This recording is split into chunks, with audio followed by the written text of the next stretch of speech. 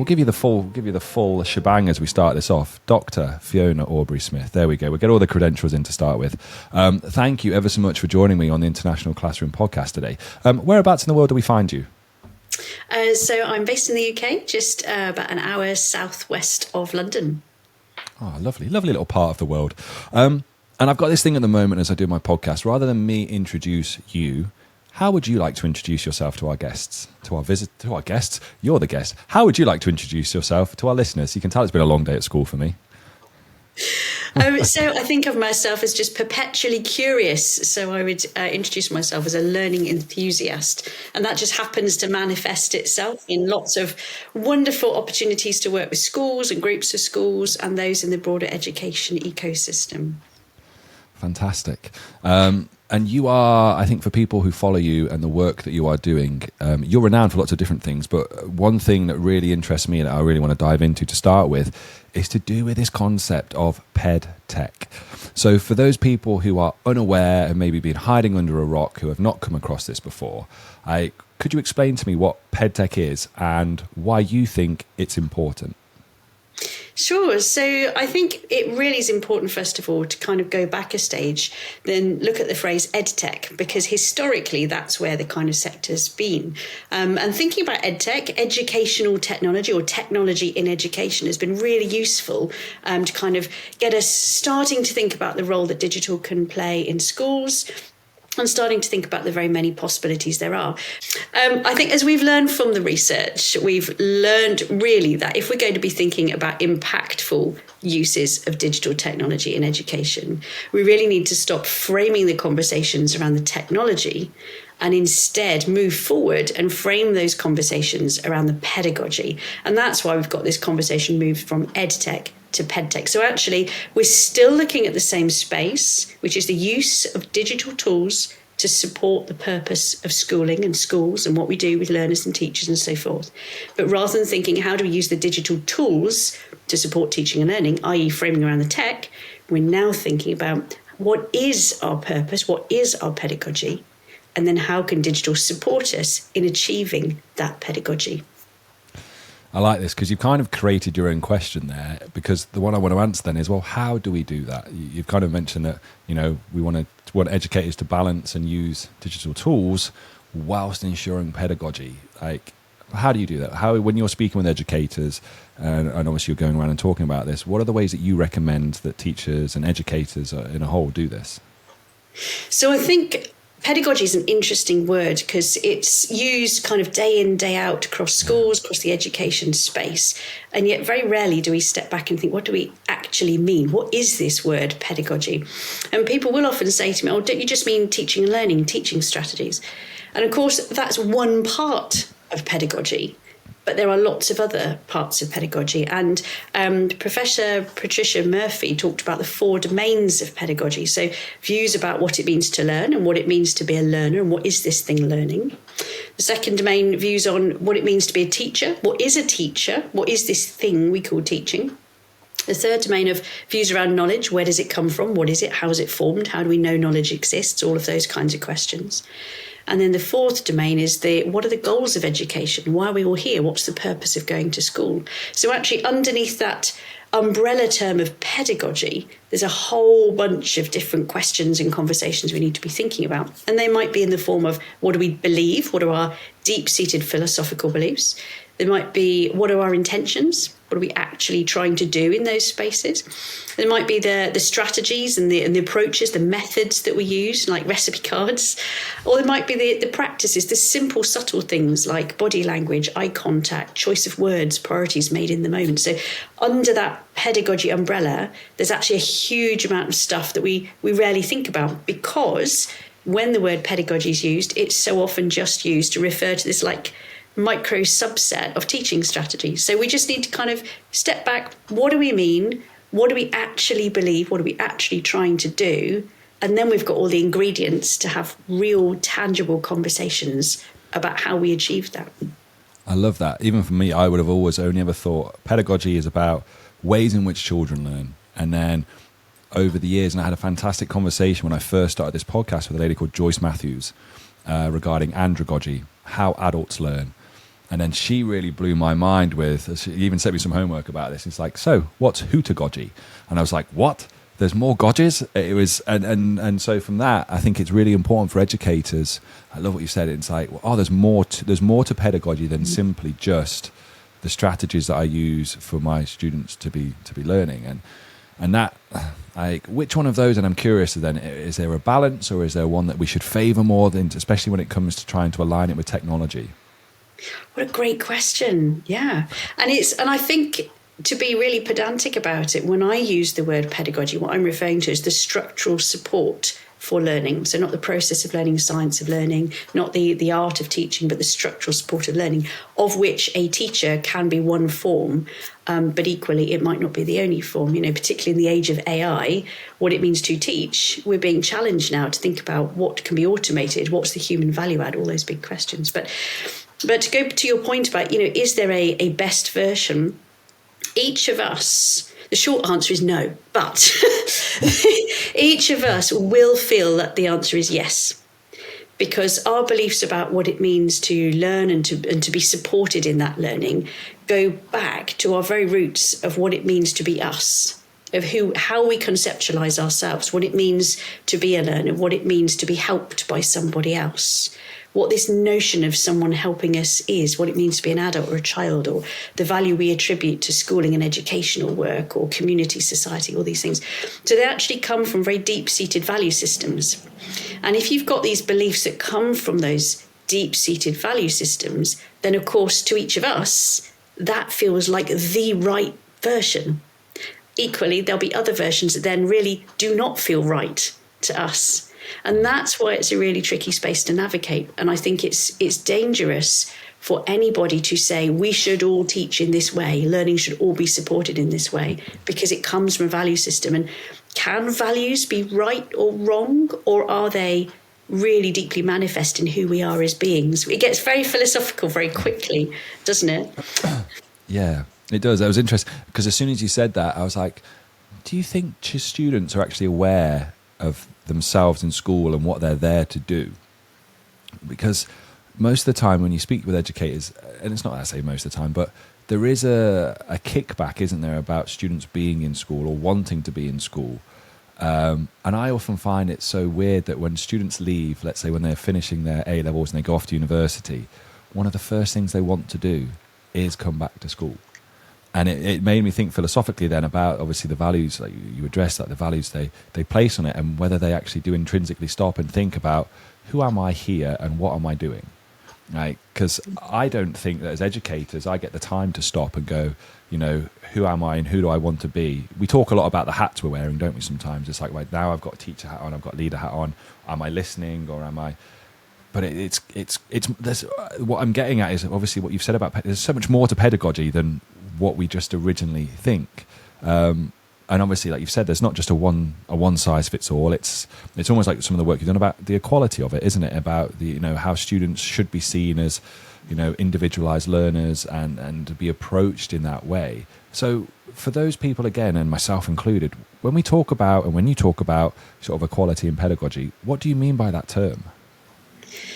That's a great question. I'm not sure I've figured out the answer to that completely myself yet. It's all a work in progress, isn't it? And that's kind of my underlying point. The more we talk about, the more we think about these pedagogical ideas, the more we become clearer ourselves, and it's an eternal work in progress. I think the sense of equality, when we think about pedagogy, is maybe twofold. Is as somebody who wants to support the learning of others, that will look, for me, that would look different depending on who I'm working with, what they're learning, how they're learning, who they are as beings. And the equality in that scenario would come in the sense of giving. I would want to give and support in different ways to hopefully equitably meet the different needs of the different learners I would work with. Flip that around the other way, for a student, pedagogical equality is perhaps, and I'm interested to know your thoughts on this, is as a student in different subjects, different ages, different times, different days, even different lessons, we need and want different kinds of things to help our learning at that moment in time. And it might be in a lesson, in a very structured lesson about a very structured subject in a school environment, but equally it might be that we're learning about something in a social environment with peers, or we're learning about something in, we term it extracurricular environment, that's maybe slightly less structured or slightly less formalized. And what we need to support our learning in all those different spaces will be different. So will the pedagogy need to stay the same? Will we need the same type of people supporting us with that? I don't know. It's a fascinating space to think about, isn't it? It comes back to this whole concept of what is learning? Where does it happen? Why does it happen? Who's involved? Big questions. Yeah, they are. And I think they're the questions that schools and educators and the education system as a whole, want to be addressing. I'm very fortunate to have some amazing conversations with people around the world. And I was talking with a professor in Finland who does design thinking. And we were talking about wicked problems, about these, in design thinking, these problems that can't necessarily be seen. But we were trying to, work to and solve these things that we think might happen in the future. And again, this idea, just connecting back to what you're saying there, about, learners and who they are and, these underlying problems of what they need at different moments of the day. And I think we talk about this a lot. Like there's certain classes, for example, I teach a year 11 class last period on a Tuesday, and they are, when they get to that point, they're done. They're drained. They've emotionally, you can tell cognitively, there's all that. And so what they need on that period versus what they might be like when they have science, earlier in the day or the middle of the week or the end of the week, the approach you take to that is always going to be very, very different. And it's that idea of needs. The one thing I've probably taken out of that is about student needs. And in terms of, and I'm trying to think about it now, like how good is my understanding of this to provide for those students' needs? And I think that's the message as well that comes with this, is that it's this huge question we want to be talking about in education, but also comes back to this idea of, for me anyway, professional development. How good is my knowledge of this to be able to give my students what they need? And the fact that you've mentioned 4 things at the start about pedagogy that I had no idea over makes me kind of then realize it's like, well, actually, you know what? The eternal learner, in terms, and we said this, didn't we, about teaching? We're never done with teaching. We always want to be learning more. We always want to be doing more. There's always something there for us to take on board. So, as we are kind of just moving this forward a little bit with this, then, like, how can I go about this? Here I am. I'm saying to you, look, you know what? I want to learn more about this, and I think I want to try and incorporate it into my classroom. Like, what would be some strategies? What would be the tools that you could share with me that would help me then implement this into my teaching practice so that I can start to at least try to meet the needs of those different students that I have? It's really interesting. You use that example of the student group at the end of the day. Let's make it a windy day, because that kind of adds an extra something in any classroom, doesn't it, as well? Bit of rain in Dubai, yeah, definitely. And I think it's really interesting in that moment about how do we frame or how do we think about what our role is in relation to those young people at that moment in time? And there's different ways of looking at that, and none of them are right or wrong. They're just different ways of looking at it. So one person might think my role at that point in time is to limit the new content or the new material we're going to cover, because these students have just, had it for the day. They're tired, they're, overwhelmed, whatever that might be. Another way of looking at it would be these students are tired and overwhelmed. My role here is to help them learn self-regulation strategies, or my role here is to gamify something that we've done before so that we're still touching on curricula, but we're not pushing and challenging further. There's lots of different ways of, like, what is our role in that moment with that group of students in that bit of day? And there's lots of different ways of thinking about that. And I think by thinking what is our role as teacher, however we label that up, helps us to then think about, okay, if that's my role, how can I go about fulfilling that role? And that might be through imparting information, that might be through facilitating conversation, that might be through drawing out insights and information from those young people in order that we can address misconceptions or offer them targeted support or intervention, or it might be immersing ourselves in that environment with that group of young people that we can all learn from each other about what's happening and unpack that together. So there's lots of different ways to take that moment forward. Now, that's kind of very abstract still at the moment, because then we layer over that timetables, curriculum, assessment, accountability, all these other things. And that's where I think it's really helpful just to us to start with, what do I think I want to do, which maybe I've never thought about before, but what do I think I want to do? And then how does that shape or fit or help us translate all the stuff I'm supposed to do into what I then actually do? Yeah. And I think that's where the precision then comes in.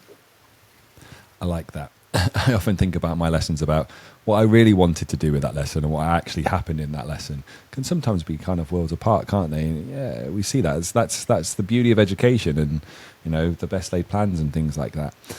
But what I'm curious about then, in terms of, we've obviously heavily discussed what is pedagogy, and I think we've got unearthed some really good information about that.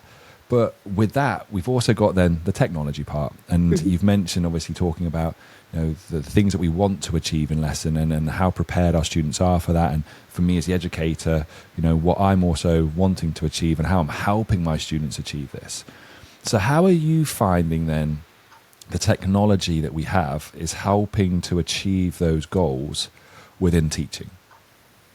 Yeah, another great question. So I think there's a few things we can really easily do that aren't complicated at all. So a lot of things that happen with our young people are barriers that kind of just crop up or just happen by means of the world that we live in. So, for example, we have a reliance on text as a society. But for a lot of young people, that might be overwhelming because of literacy challenges, language challenges, accessibility, visual challenges. We can easily do something about that, can't we? Screen readers, so we can hear it and see it at the same time. We can put visual overlays so we can see what's happening on screen in a much more manageable way. We can have auto translation in place. These are all free tools in pretty much any device, aren't they? Those auto translate features can mean that students who are learning in a language that's different from their first language can focus on the content rather than the translation process. So lots and lots of things like this, picture dictionaries, thesaurus, a teacher recording or screencasting some form of instruction or input so that the student can watch it back. You can't rewind a teacher, but you can rewind a video. Why aren't we doing all of these things? And they're just practical things that just kind of move that barrier out, take it off the table, and mean that learner can move forward and access things. So I think accessibility is probably one of the most underrated levers we can press here. Yeah. Just going back to something, why aren't we doing this then? So what do you think? What are the barriers that are stopping educators from using these technologies, like the recording part? The schools you've been into, the educators you've spoken to, what seems to be, just accurate, the barrier that's stopping us? So I think sometimes the barriers are external ones, like infrastructure, connectivity, availability of devices, stuff like that. But I think actually that's not the barrier it once was. And in many cases, that's not the barrier that we think it might still be. I think sometimes the barriers are actually that no one's mentioned it to us. We just haven't seen it in action, or we don't know how to do it yet. And so those are easily fixable. That's about visibility, sharing, championing these kinds of tools. I think also we live in a slightly historical model where teachers are expected to know everything and students are expected to learn everything. And maybe in classroom environments where teachers are more comfortable to say, I know some things, and you learners, you know some things, and let's pull all that together and work together. That opens up the opportunity for young people to say, do you know what, miss, can we put the subtitles on when you're talking through your PowerPoint? Yeah, of course. How do I do that? Oh, I'll show you, miss. And the student comes and shows how it goes on. So we're shifting the dynamic a little bit, allowing young people to say what they need and what they want, and us as professionals being open to learning from the young people we work with. And, most teachers do that in some form or other most of the time.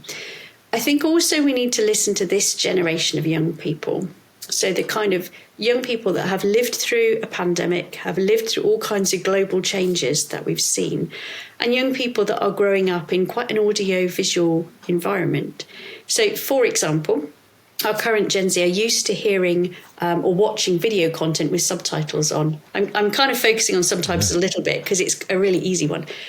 And actually, as a group of them shared with me kindly in one of their research projects, they were saying, well, when I'm accessing this kind of content away from school, I've always got the subtitles on. I come into school, we have slides that the teacher's playing, they sometimes put videos up, and they choose to put, what did they call it? A blocker in place. They choose to put the blocker in place because they won't put subtitles on.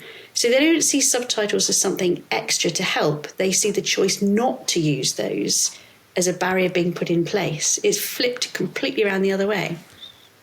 That's so fascinating, because I'm thinking about even my own children now. Like, my kids, I've got two daughters who are 10 and 9, soon to be 11 and 9. And again, we'll sit, iPad, something going on, TV, something going on. And I look at them and again, very fortunate, I get to have these conversations with people around the world and trying to gain these perspectives to enlighten myself and others. But I still turn to my daughter and I look at her, and the typical, I was like, oh, what are you doing? And she's like, what? I'm multitasking. And literally that would be her response to me. It's like, I'm just multitasking. You multitask, Dad. You sit on your phone and we'll have the TV on at the same time. I'm like, oh my God, she's right. But the idea of that they have subtitles on, and the more I think about the kids in school, it's like, geez, I've never thought about this subtitles and how often they have it on. Again, simple things. It's very simple things that I think until someone says it, like you said, the penny just doesn't drop. And that's probably the challenge about, well, you don't know what you don't know. And until someone says that to you, it becomes very difficult. And within that then, do you think that part of this and what we're talking about, do we need to then take a step back and think about how we are training teachers at this moment in time, and the type of professional development that we are doing within schools to allow us to actually think more openly and to start then incorporating these types of things into our lessons? Yes, very much so. I think there's a huge opportunity to offer more insights, more familiarity as we go through that initial teacher education and teacher development journey. But I think it's easier than that in many ways, because any teacher, whether they're training, qualified, experienced, will have regular interaction with groups of young people. And I think we can learn a massive amount of just watching, listening, asking questions of the young people we're working with about what it is they find helps them with their learning, and what it is their aspirations are, and where they feel most confident and successful, and just really, really listening to what they're telling us. Because actually, I think that's where the expertise often is. And it's short, snapshot, bite-sized. Young people will tell us how they think, right? Yeah, most definitely. And I think, obviously, just going back a little bit from listening to what you said, you were talking about, obviously, the students that have come through the pandemic, and just focusing on then, obviously, some of the work that you wrote yourself, and this idea of building back better. What were the teaching practices? I'm curious now in terms of teaching practices and how they have changed, how they've evolved. Like, what type of lessons do you think we've learned? And maybe what are we missing at this moment in time that we should have learned from, the COVID and everything that happened to help us improve in-person education? It's been a really interesting learning journey during the pandemic and then afterwards, hasn't it? And I think during the pandemic, we had those whole periods where learning was seen as something where, as long as you were tuned in to doing the work on paper or the work turning up to your, Teams call or whatever it might be, that was, attendance on that stuff was seen as a proxy for learning. And, we've kind of evolved on since then. And I think that put off a lot of students. I think it put off a lot of teachers from those ways of learning. I think it's also planted a seed that has been watered steadily ever since, which is, what's this notion of going to school? What does it mean to go to school? So pre-pandemic, we would think of going to school generally, not everybody, but generally, as, going to a physical building between certain hours in the day, sitting in certain kinds of spaces, on certain kinds of furniture, organising our experiences in certain kinds of way, blah, blah, blah, all of that stuff. In the pandemic, it was totally different, wasn't it? Totally different. And then post-pandemic, we've gone back to the version that it was before, and we've kind of hung on to some of the post-lockdown things, like there's more classrooms that are sat in rows now than there were pre-pandemic, for example. That sort of stayed in a lot of schools, things like that. And I'm not saying any of these things are good, bad or indifferent, but young people have lived through that, and they've learned that going to school was about turning up in to a building certain times a day. And then they've been taught by us that going to school doesn't involve going to a building, doesn't necessarily have to mean on an organised timetable at fixed times a day. Sometimes doesn't even involve exams because they went out the window at some point. So their whole notion of, well, what's the purpose of school? What benefit does school offer me in my life? That's been really shaken and challenged for this generation of young people. So then when they come back into our school environments, and they will openly kind of discuss this and talk about this when probed in a safe way. They will say, well, do I have to be here in this physical school now? Why am I working towards exams? Are they going to be cancelled again? Why do I have to do my learning and cover this content between the hours of 10 and 11 in the morning in this room, sat in rows next to these people in alphabetical order? Why am I having to do it that way? And that what they hear is us as a profession say, we're not sure the assessment system is fit for purpose. We're not sure that the models are fit for purpose. So what they hear is, we're not entirely sure we know either. And so that's creating this friction of, well, why are we carrying on doing it in this way? Why aren't you, the people who are our teachers and leaders, why aren't you changing it? And, so that's behind a lot of this assessment or absence so-called crisis that we're now in, because the conceptualization is very, very different. So I'm a head teacher, and I hear you say this, and I'm like, I've got this problem. How do I answer this to students when they ask me, what's the purpose of school? I don't think there is one answer. Because okay, I think you can give us your top 5 then if you want. Yeah, I think it'll mean different things to different people. So what we are seeing are the rise of blended models, are the rise of open school models, are the rise of models where a student can still attend let's call it a home school physically, because, don't get me wrong, there is a really significant importance about attending a physical school, touching on things like childcare, safeguarding, safety, community, all these sorts of things. Like, let's not get rid of that. But a child's learning, a young person's learning, doesn't need to be restricted by the physical parameters of that physical school anymore, because we can do better than that. We live in 2024. And so that's where we're seeing the rise of online models that enhance physical school provision, of blended models, of teachers maybe not being in the same building or on the same site, of students connecting with students in other sites. It's about just trying to think a bit more creatively about what does 2024 and onwards provision look like, rather than what was it before.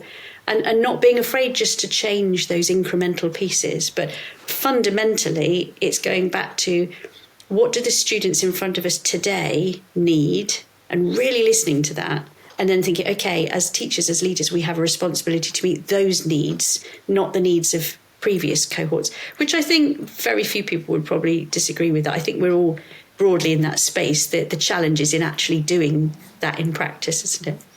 Okay, so I'm sold on this idea. I want to try and implement it. What are the strategies and key considerations do I need to know to be able to try and move this forward? So I think connectedness is a key one. And that's connections between classrooms, connections between people, and connections between organisations. So encouraging talk within classrooms in safe and purposeful ways, encouraging teachers to talk and work together and share their expertise, share their provision, share ideas, share reflections. And then as leaders, connecting our organisations with other organisations so that, that saying, together we're more than the sum of our parts. Yeah, I like that one. And funnily enough, we teach about that in biology at the very, very start of the IBDP. It's like the sum of the parts, and talk about the human bodies in terms of, the greatness of the organism is based on the sum of the parts, and if you take components of that away, but that's a biology thing we don't need to get on there. But I am curious with your science lessons. I'm super curious with this though, because I'm going to play devil's advocate a little bit here, because we're talking about something that sounds fantastic, and I'm very much interested in this, and I like curriculum design.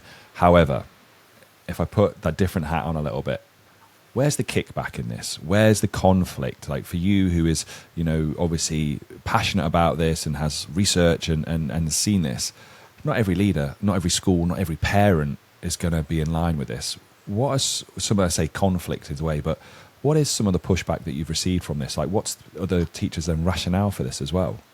Yeah, great question. So I think where I see this happening already in schools, and there's lots of schools where these kinds of models, these new ways of thinking are in place under existing national policies, existing national economics, it's doable, it's achievable. Where that's in place, those schools are unapologetically focused on the learners at the top of the hierarchy tree. And each person in that organisation is there to help support the person that's supporting the learner. And I think that's really, really key. Every school will say they're ultimately there to serve the needs of children and young people. Pretty much every school will say that. But I think within that, what we tend to see are schools that pivot around children and young people. And the provision, the roles, etc., the planning, decision-making is all about serving and responding to the needs of those young people.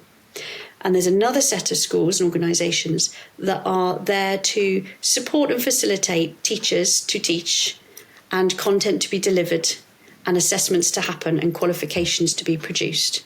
Now, and that's for very understandable reasons, but those models are perhaps needing a little bit more evolution in the current landscape, because that's fantastic, but that's going to be in slight friction with the young people who aren't seeing that as always meeting their long-term needs. It's great short-term, really great short-term, tends to produce high levels of great results short-term.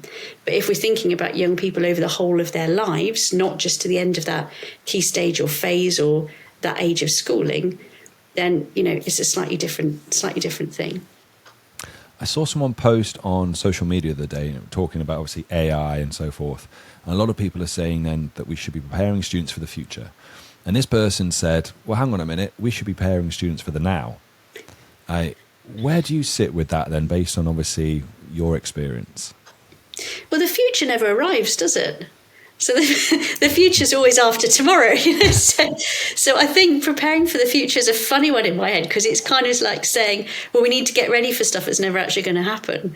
Because the environment that our young people are living in, that we are living in, is one that is faced with very contemporary challenges and very contemporary opportunities. So let's think about what those things are and what they're happening now, and respond to those now rather than waiting. However, I'm being slightly flippant about that, because of course it's about building up skills, isn't it, to be ready for the today that will arrive tomorrow. So I do get that. And I think that requires us to be very reflective in our practice, to not be specifically wedded to what a particular tool is or a particular fashionable thing of the moment or a particular syllabus is, but thinking about what core underpinning skills and knowledge and understanding and attributes and dispositions do we need to support. Learning the art of communication, of talk, of listening, that's going to be important always. It's important in terms of person-to-person communications. It's equally important in terms of human to AI and AI to human communications. So those are the learning dispositions. If we want to be more human in an age of AI, then as well as saying that, we actually need to think about how do we support students with the human value add in a world where AI is now embedded in its varying forms. And it is. It very much truly is embedded, because that was going to be my follow-on, actually, and you beat me to it. But obviously when people now, and educators now, will see this term PedTech, that probably one of the instant thoughts they go to now when we talk about educational technology is AI. Do you think AI is going to be beneficial for pedagogy? Do you think it can be beneficial for learning? Or, where do you sit on that side? Yeah, it's really interesting. So short version, I don't know, but I will share with you some recent research insights on this. So a lot of the work I do with teachers and leaders across all sorts of different countries is looking at what their pedagogical beliefs are. And one of the interesting things is then when you segment that data and look at how that varies by, stage of career or subject specialism or location or whatever it might be, some trends start to come out. And one of the outlying trends at the moment is people who would talk about themselves, so school-based colleagues who maybe talk about themselves as AI enthusiasts, are slightly out of sync with the wider teaching workforce in terms of pedagogical belief systems. So we'll tend to be more aligned with more kind of traditional behaviourist and individual constructivist pedagogical belief systems.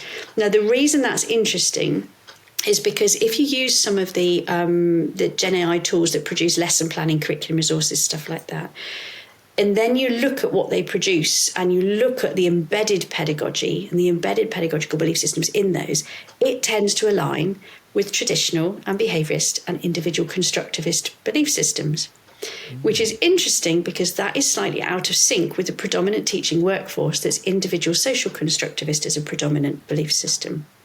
So if you've then got a set of resources that are teaching in one way or supporting learning in one way, and a workforce whose embedded beliefs think learning happens in a slightly different way and you support learning in a slightly different way, you've got an interesting interplay going on. Will that mean these things are not used or used? Will people adopt methods and strategies and resources that they feel slightly in friction with? Or will it change the workforce? Will it change it out? I don't know. It's a bit early, but it's an interesting one, certainly, to explore. I was listening to that, and in my head I was thinking about what's my belief system for learning versus as me who uses and advocates and talks about AI and uses AI frequently. I was like, oh geez, like where do I sit? So, and it's got me then curious. It's like, so if I want to find out what my pedagogical belief system is there a way that I can do that? So in the book From EdTech to PedTech, Changing the Way We Think About Digital Technology, in chapter 4 is an activity 4.2 that goes through some personas, and you can kind of read through those and see which one feels like the way I would want my classroom or my teaching to be. So that's one way. And that's a very like this 4 different examples of different classrooms. So that's one way. There's also an interactive digital version of that activity on... this is going to sound like a plug. I'm not meaning this. No. It's on absolutely fine. It's on onelifelearning.co.uk/resources, and there's a link called Activity 4.2. It's free. There's no advertising. There's no data use for anything else. So that's another way of doing that. But I mean, those are just the 2 things that have come from my book. There's tons of other ways to explore as well. Just reading about some of the different theories of pedagogy is really, really important. Just talking about it and thinking about it. You don't necessarily need to give academic terms to all of these things. It's just what do I actually think? What do I actually believe here? What do I actually want for my young people? And what's my role in making that happen? Those are the most important bits. No, I think it's a sound piece of advice. That's my own curiosity has led me to that question because like I've been teaching for almost 20 years and it's actually only as I've got more mature with it, I really start to think now about and reflect on, well, what is my teaching belief? Like, what is my belief system within education, and has it changed, and how do I figure that out? And are the technologies, is the way I'm teaching and how I'm doing, does it align with that? And it kind of peaks and troughs, and I'll be honest, in terms of some days I'm just going to go for what's the easiest, and that because of how I'm doing. Am I overloaded, overwhelmed? How's my energy? And other days I am, let's try an escape room that's been done on OneNote and this, or, let's try and use some of these different AI tools to create something and then reflect on it. And I think for most educators, and I say I'm speaking for a whole profession here, I don't really mean to, but are probably very much the same. I'm very much of the belief that comfort is the enemy of progress. And a lot of us in education, we get into habits. It's the way I've always taught. I've always taught this way. And therefore that comfort and the habit I establish actually inhibits and could be detrimental to my ability, my open-mindedness to try something new and to reflect and go, well, actually that doesn't work. Or now my students, just taking on board what you've said to me, my students' needs are now this. And if I can't adapt my approach to them, is it going to hinder their learning? And it's really got me thinking about, how I approach and how I teach each class and being that, well, it shouldn't be that and we always know this, don't we? I'm going to say it. It shouldn't be that my students have to fit me as the educator. I should be able to adapt my approach to them. And therefore, in order for me to do that, I need to have knowledge of different pedagogical practice. I need to have an understanding of the pedagogical needs that my students have. But to do that, I also need to understand, well, what is pedagogy? Which takes us all the way back to the start when we said, well, what is it? And I think it's a great piece if someone can go and just actually understand that and have that question take 10 minutes or have those conversations, because it's teaching jargon. We use it all the time. We see it, don't we, about pedagogy. And yet you ask someone and go, hey, so what's pedagogy? And they'll be like, it's this, isn't it? And you'll be like, no. And it's the same as like going back to all the other, not fads, but trends. It's like, so what's cognitive science? And everyone go, blah, blah, blah. And it's like, no, I don't think it really is that. Like, you'll get a plethora of opinions about it, won't you? So just trying to have those conversations, like you said, I think would be really, really important. I think also we are only human. And I think as teachers, we often feel that we have to be perfect. We often feel like there's more to do, that we could do this, we could do that, we should know this, we should know that. Why haven't I mastered this? Oh, I wish I'd done that better. But we're not robots, we're human beings. And I think even if we just think about one extra thought today, or we try one thing, or we reflect on one thing, that's okay. Because that means we're reflecting, and if we just listen to the thoughts of one student, and that makes us think, oh, tomorrow I'll try this. That's okay. They're incremental gains, I'm all about the incremental gains. I very much like that. The idea of when we innovate, incremental.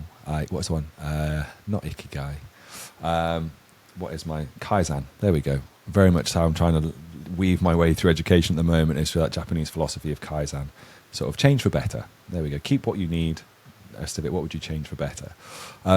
Which kind of segues in, but talking then about, let's say, professional development and talking about pedagogy and technology. Like, what would be your advice to educators who are trying to navigate their way through, pedagogy and technology and trying to develop themselves, and just say go through those incremental gains? What would be your advice to them? So I think it would be the same advice I'd give for pedagogy first approach to digital as I would for pedagogy first approach to anything, which is when we're doing that thing, let's try it, let's have a go, let's try it, let's get those, initial ideas and exploration underway. And then just really carefully watch how the students are responding to that.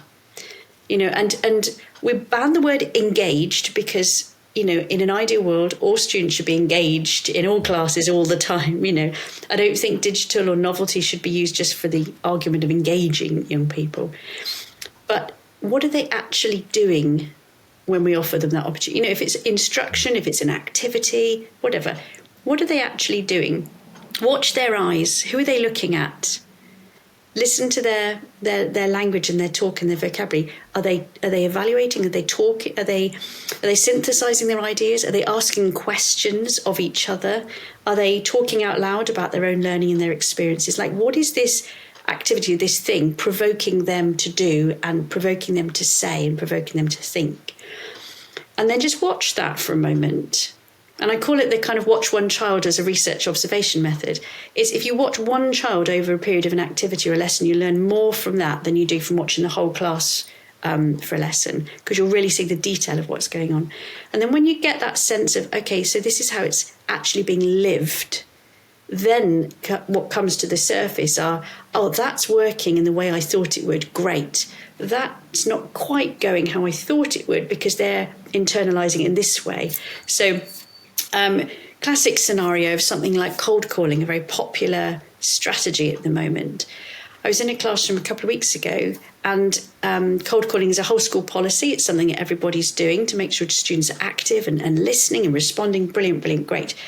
There was a number of students in each class who were sitting there in this high state of anxiety because despite knowing they could phone a friend if they didn't know or look at the working wall if they didn't know, they were terrified of being asked a question because they'd either know the answer, in which case they were worried about their peers, ribbing them at break time for knowing the answer, or they were worried they wouldn't know the answer and then they would be reprimanded for needing to use these different methods or not knowing. So they, in their own mind, they were in a lose-lose situation. And that's not uncommon, In medicine, we have a medicine given out, think of a cough mixture or tablets or whatever, and it'll say it's intended to do this thing and take it in this way, and this thing, this good improvement will happen in your health. Teaching strategies, use it this way and these things will happen. But in teaching strategies, we don't say the side effects may be, and this is what you need to do as a result. That's the bit we'd probably need to give a little bit more thought to. Yeah, it's interesting because, there's a lot of emphasis on like no hands up and, trying to answer a question to everyone. But we, again, just not thinking about then what could be the knock-on effects of that. And it kind of just harks back to this concept of, well, how are we establishing growth mindsets within our students where it's okay not to know something? How are we developing aspiration? You know, and you mentioned that earlier, and funnily enough, Singapore, speaking with Finland, it's like, what are some of the key things from your structure, your education system? And aspiration was one of those terms that came in.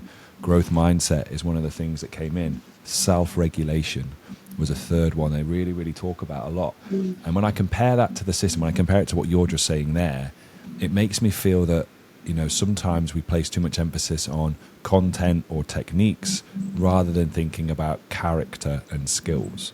And I think it's a wicked problem. It's a future challenge that doesn't just have a single answer, does it? And for our teenagers in particular, just moving one step further from that, it's how they feel their peers are going to view them as a result of what they do in the classroom that can make a massive difference. Yeah. So, you know, another typical one, a student might be praised or given a certificate or something because they haven't got any, what do they call, like negative merits or detentions in a year or whatever. We hold them up as a great example. And inside, those students are mortified because they're being held up in front of their peers as somebody who hasn't got any warnings or detentions. We think we're celebrating great, but for the student, it means something very, very different. So it's trying to step into how they're perceiving the moment, how they're internalizing it. That's really key. And, you know, we know what a massive impact all those social dynamics have. We were talking about this today in school, funnily enough, because we were, as in this role, it's like, what do our students want to be praised for? And trying to discuss, it's like, we don't want to give sanctions. We want to create aspiration. And the way of doing that is by praising the behaviors and characteristics we want, and kind of saying, well, if you're not going to live to the values of our community and you're not going to work hard with the effort to get there, it's like, well, these pizza parties or these days out or things that, well, you're not going to come on. There's an exclusion if you're not, you know, being part of it. And it's like, in some ways we think, yeah, we're praising those things we want, you know, have the attendance certificates, have this. But then obviously just listening to that begs the question, is like, have I actually asked my students, those 15, 16-year-olds, what would you like to be praised for? If we want to generate aspiration in you so that, you know, you want to put effort in and you want to achieve the best that you can achieve and be part of and live these values, what do you think we should praise you for? Not negatively, not punish you. What would you like to be praised for?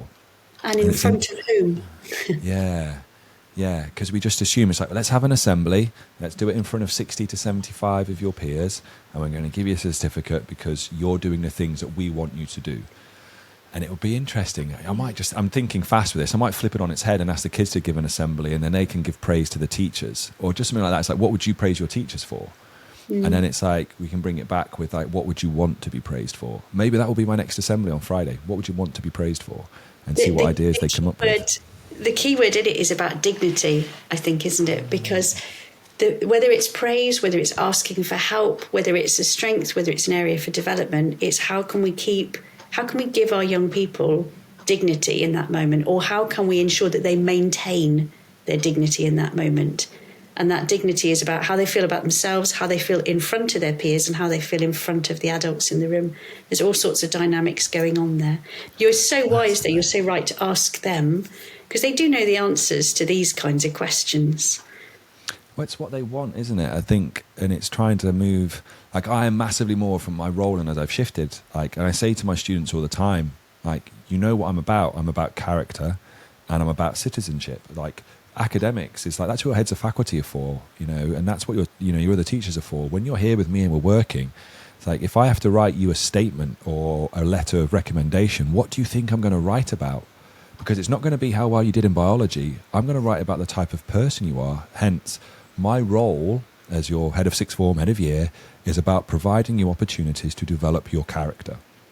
And yes, I am going to hold you accountable and responsible for times when you don't meet those high expectations of what I believe, and there's the type of character you need to embody. And like, I saw someone, I can't think what the guy's name is on LinkedIn, but he was doing an interview with Jennifer Garner, and it was about these 19 words you can say when you're giving this type of feedback. It's like, we're having this conversation, and I can tell you this because I have high expectations of you, and I'm confident that with this you can achieve. I'll have to go on and find him. But it's like, yes, and that's how I like to deliver it myself, in that's going, and I had this conversation then following on with the kids, and it was all to do with teachers they disliked because they were strict. And they were like, do you think I'm strict? I said this to them. I said, do you think I'm strict? They went, no, sir, you just have high expectations of us. And I think that is the real sounding board of what we want with our students. And I even had this conversation with my own children, because my daughter, bless her, she struggles with maths. And she's like, I'm never going to get 100% though. And I said, you don't have to. She goes, but Mr. Santa, that's her teacher's name, funny enough, is Mr. Santa. Great name. It's like, he has high expectations. And I went, but high expectations are not 100%. High expectations is your effort and your sticking with and your self-regulation and staying with it and following the steps he's put in place for you for when you get stuck. And she's only 9, bless her, so that a lot of that just goes over her head.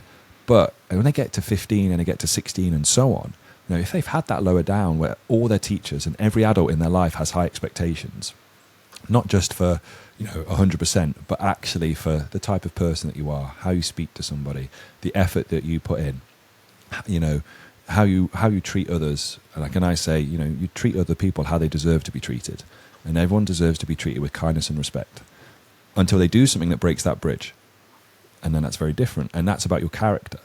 And I think those types of things and everything else you alluded to is actually what we should be giving kids, because there is loads of research out there that talks about high aspirations and values and the impact that has on academic performance and all these different things.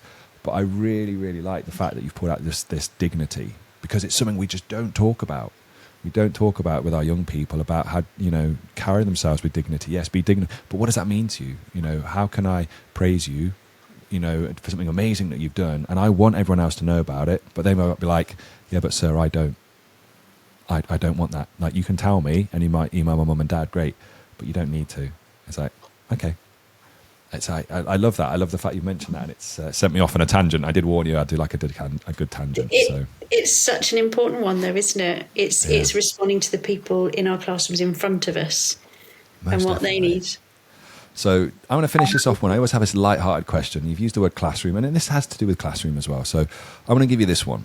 So if you could design a classroom of the future, no limitations, what would it look like, and what role would technology play in it? Oh, it's a great question. I don't know what the classroom would look like, but the learning space conceptually would be one where technology and other things work in harmony to allow both the learner and the people supporting the learner to access what they need on demand, as and when they need it, at the point of learning, to support that learning and that learner. So whether that's connecting to people to ask a question or request signposting to something, or whether that's using a tool to make something, I can hear it, I can see it, I can speak it, I can look it up. It's that kind of on-demand mindset thing. And we benefit from that in the consumer world. And I just don't get why we would choose not to give that to young people safely in a learning environment, which is the very space where we need things at the right point in time. Because that's, if we have all the things we need to help us with learning at that moment in time where we're learning it, it stops misconceptions, misunderstandings, frustration, confusion, despondency, anxiety, in the moment. On demandness would be in, but safely. The Netflix of education is what I'm going to call it. Just because you said on demand, it was the first thing that springs to mind. So, but yeah, amazing. That's a great way to finish. Fiona. Thank you so much. You have some fantastic work out there. If people want to come and find, you or your work or your book or the website, where can they find you? So easiest place via LinkedIn. I've got a very unusual surname, so fairly easy to find on LinkedIn, or onelifelearning.co.uk. But I'm always keen to learn from others. So, please tell me more about your work, your schools, your stories, your students. Help me learning. I'm very greedy. Yeah, that's us teachers. These eternal learners, pesky eternal learners. All right, amazing. Well, thank you ever so much for your time today. Really appreciate it. It was a fantastic learning experience for me. I'm going to finish this and go away and type back and rewatch what we said about pedagogy just so I can remember it for tomorrow. But it was wonderful. So thank you ever so much for coming and speaking with me today. And a huge thank you to you, Alex. You're doing an amazing thing, drawing people together in this way. So thank you.